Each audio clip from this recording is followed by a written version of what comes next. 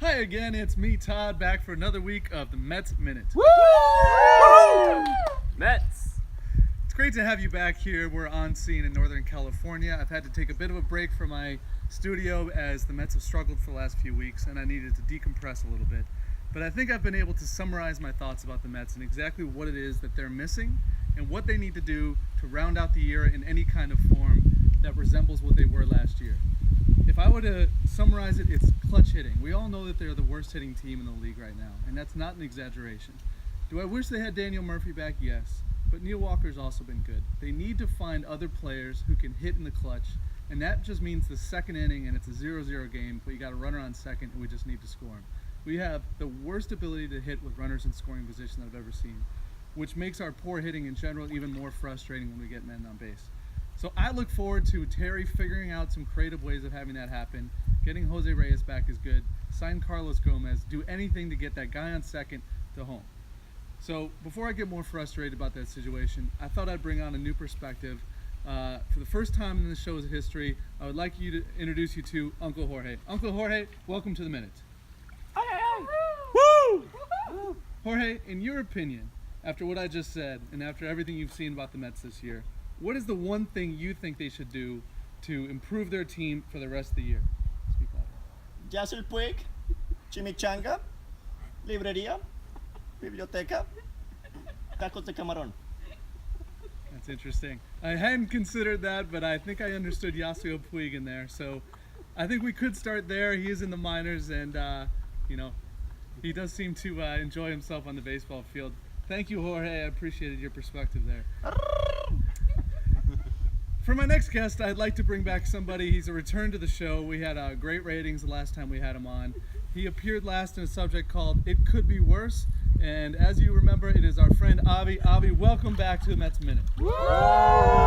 Avi! Great to be back, Todd. Thanks for having me. Thanks for being on the show. Avi, you're a longtime NL East follower. Long time. You're a passive Mets follower.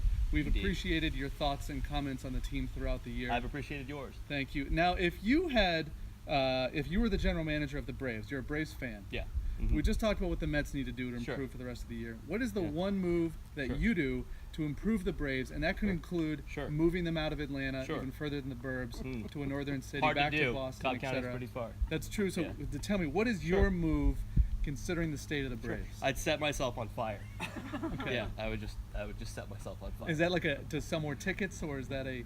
Yeah, it would be a great publicity stunt that for during one the thing. game? Yeah. But I think the point is that anybody would do better than our general manager. That is to say, like, you could bring somebody up from the minor leagues of general managing today, and he would be just as good. You know, our WAR for our general manager is actually negative. We have negative WAR. I've never seen WAR measured against a GM before. But let me just say, I also agree with Uncle Jorge. I do think that if there was a second thing I could recommend, it would be shrimp tacos. Shrimp tacos are fantastic. If you have never had tacos with shrimp inside, you're missing out. Okay. And there is no way that could make the Braves team worse. Okay, so you'd rather concentrate on the concessions than on the game for the rest of the season? I would, but it's really hard to get to Cobb County, so the concessionaires won't impact my life at all. I see. Yeah. This has been interesting. It I has. think it's a perspective we all needed on the Braves. Good luck to them for the rest of the season. Thanks so much. Thank you so much for being Thank back you for on the having show. me. It's a pleasure. Avi, everybody. Finally, we haven't heard from any other team in the NL East this year. A lot about the Mets. We've had some sprinklings on the craziness down in Atlanta. I think it'd be good if we brought it to the enemy back into the fold here. Had the perspective of the Nationals. They've done great this year. God bless them. And we have a local expert here from Washington, D.C., Steve. Steve, welcome to the show. Thank you for having me. It's great to have you here. Good. So, Steve, okay. Steve, the Nationals are having a great year. Thank you. Good for them for kind of coming back from the hardship that they had last year. It seems they made some key changes. Daniel Murphy sends his regards, by the way. Yeah, so I think they got the Mets' best player, which I think was a good move. Appreciate it. You almost got Cespedes, which would probably have been a good move, though he's had a tough year as well. Everything seems to have worked out for the Nats. What is the secret? Why has this happened? And what do you have to do the rest of the year to ensure you can make the playoffs and beyond? I think like any team, we need to stay healthy, right? Bryce Harper has to be a part of it. If he wants to be in a slump right now, this is the time to do it. Get out of it before the end of the season. Is he injured? He might be injured, but he has time to recover before the real race at the end of the year. We're in a real race right now. Well, we're going to be in a real race. not with you guys. Fair enough. But we're big fans of Dusty Baker in DC. In Dusty we trusty, as they say here in San Francisco. That rhymes. It rhymes. Oh yeah, I didn't think of that. Yep. We like him for 2 reasons. One is little known fact, crazy but true. He invented the high five. Dusty Baker invented the high five, and I'd encourage all of your viewers to look that up on Wikipedia. We'll have Statboy check that. I was not familiar with this stuff. But slightly more important. Okay. Dusty Baker has done a great job this year of mixing up the lineup. Yep. He doesn't mind mixing up the batting order. Doesn't mind putting Trey Turner in center field, second base, shortstop, elsewhere. I think what we need to do to solidify ourselves down the run, down the stretch, is figure out what is the best 9 and play those best 9 in September so that we're ready for the October run. Yeah.